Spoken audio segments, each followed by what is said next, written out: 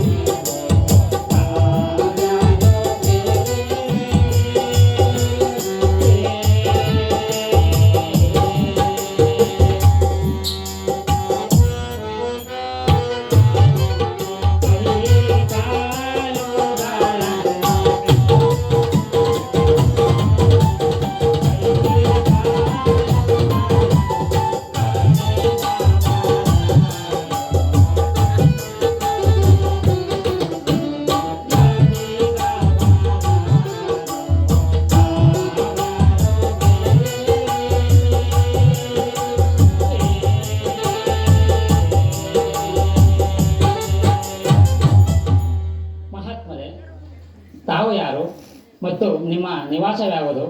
ನಿಮ್ಮ ಈ ಕೈ ಕಾಲುಗಳನ್ನು ಕಡಿದವರ್ಯಾರು? ದಯವಿಟ್ಟು ತಿಳಿಸಬೇಕೆಂದು ಬೇಡಿಕೊಳ್ಳುವೆನು. ಅಮ್ಮ ಹೇಳುತ್ತೇನೆ ಕೇಳುವ.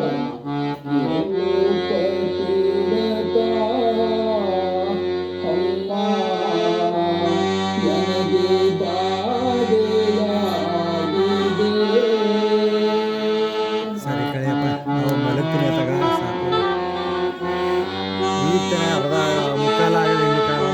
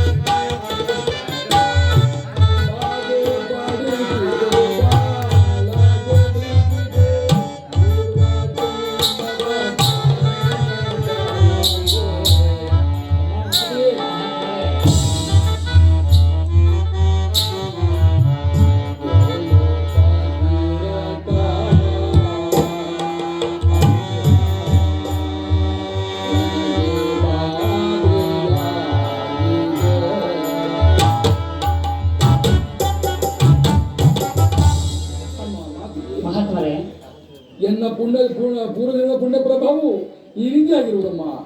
ನಿಮ್ಮ ಈ ಪಟ್ಟದ ರಾಜನು ದಯಾ ದಾಕ್ಷಿಣ್ಯವಿಲ್ಲದೆ ಈ ಕೃತ್ಯವನ್ನು ಗೈದಿರುವರು.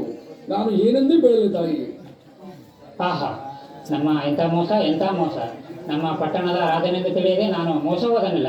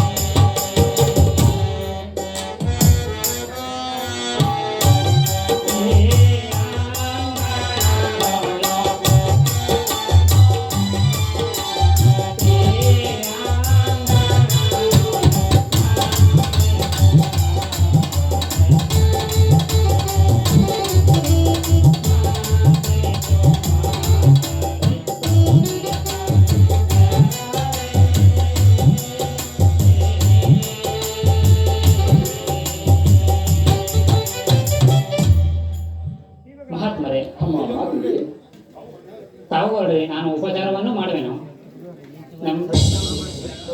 ಎಂದನದಲ್ಲಿ ಕುಳಿತುಕೊಳ್ಳಿರಿ. ನಮ್ಮ ಮನೆಗೆ ಕರೆದುಕೊಂಡು ಹೋಗಿ ಉಪಚಾರವನ್ನು ಮಾಡುವೆನು. ಅಮ್ಮ ಮಾತಿ ಮಹಾತ್ಮರೇ